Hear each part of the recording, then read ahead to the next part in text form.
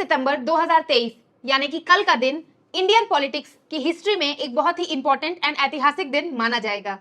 कल फाइनली इतने दिनों से चला आया विमेन रिजर्वेशन बिल 2023 पास हुआ। इसे एक ऐतिहासिक इवेंट इसलिए माना जा रहा है क्योंकि ये बिल अभी नहीं बल्कि कई सालों से चलता आ रहा है, लेकिन हर बार किसी न किसी रीजन की वजह से ये बिल पास नहीं हो पाता था। बट अब फाइनली न सिर्फ लोकसभा बल्कि राज्यसभा, इनफैक्ट राज्यसभा से तो फुल मेजोरिटी यानी कि पूरे के पूरे 214 वोट्स के साथ इस बिल को पास किया गया है। जैसा कि हम सभी जानते हैं, इस बिल का मेन एम था विमेन के लिए 1/3 यानी कि 33% सीट पार्लियामेंट में रिजर्व करना। इसका मेन उद्देश्य दो था, पहला विमेन इक्वालिटी एंड दूसरा विमेन एम्पावरमेंट। क्योंकि हमने देखा है कि इंडियन पॉलिटिक्स में विमेन के मुकाबले मेन की संख्या ज्यादा है, इसलिए the main intention behind this bill was promoting gender equality in India's political landscape. This limitation is contingent upon conducting a fresh census and a delimitation exercise. अब यहाँ कई लोगों का ये डाउट है कि आखिर ये delimitation होता क्या है?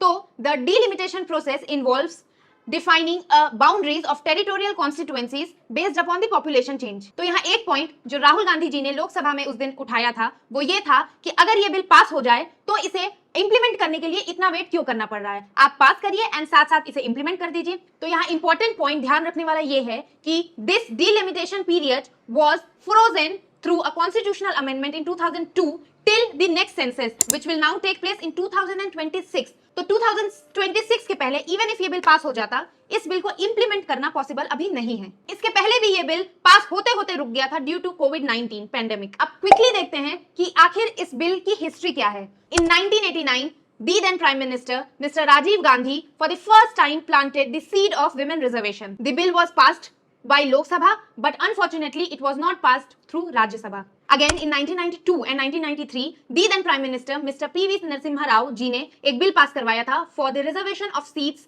of 33% for all the women candidates coming from the rural and urban local bodies. That bill was passed and it became the law of the nation. In 1996, Mr. Deve Gowda introduced 81st Constitutional Amendment Bill, जिसके तहत उन्होंने reservation of women की बात दोनों houses के सामने रखी।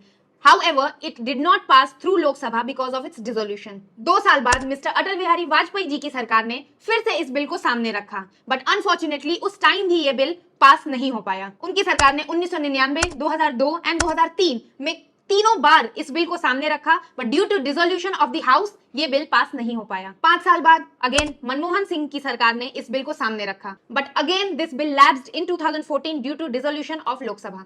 Finally 1989 में जिस विमेन रिजर्वेशन बिल की शुरुआत हुई थी, 2023 में जाकर अब उस बिल को फाइनली एक ग्रीन सिग्नल मिला है।